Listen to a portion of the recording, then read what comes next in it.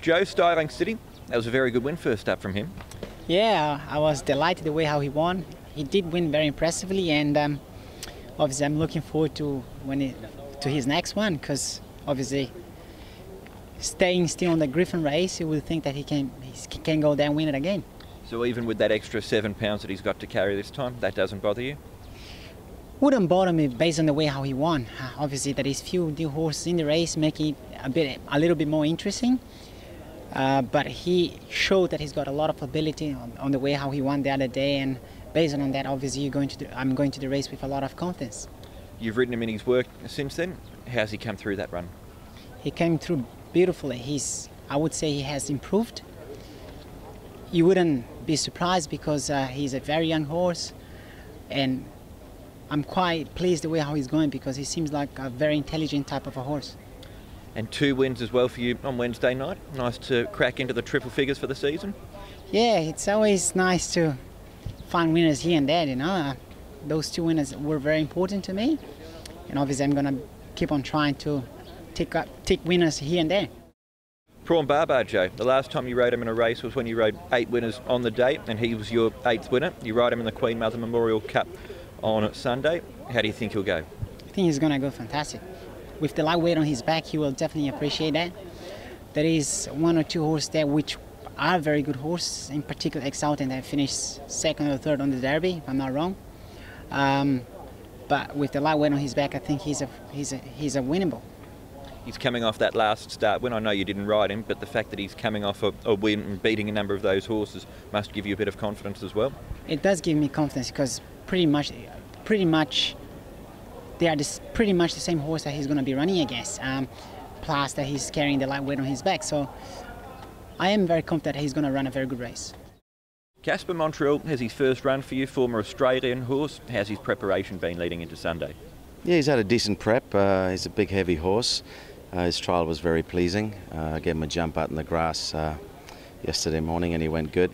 Yeah, in an ideal world I'd love to have given him another trial because he's a big, heavy horse. But I think he's done enough to run a very competitive race first up. What are your impressions of him as a horse?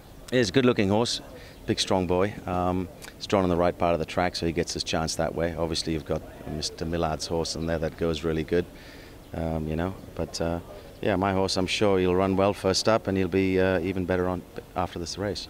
Tactically, just looking at that trial as well too, he looks like he's got good early speed.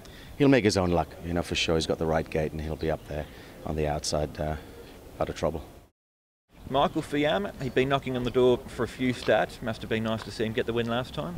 Yeah, he hadn't raced with much luck his first 2 or 3 runs, but he sort of got all the breaks the other day, and I thought his probably the last sort of furlong of his race was the best, so that was the reason we decided to step him up to the 2000 on Sunday. How's he come through the run?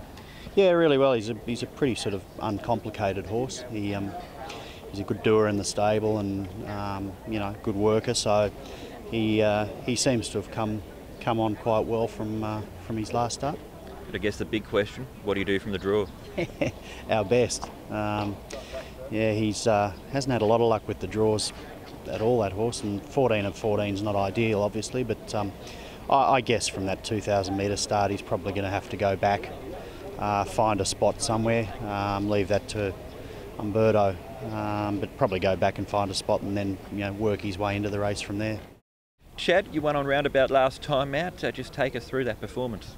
Yeah, it was a very good win. We had the plan to ride him a touch quieter and hope he finished off better than he has been previously, and he did. He had a lovely run. He relaxed and he was very strong to the line, beating Kobe boys, come out and frank the form. So it was a good win, and hopefully he can reproduce.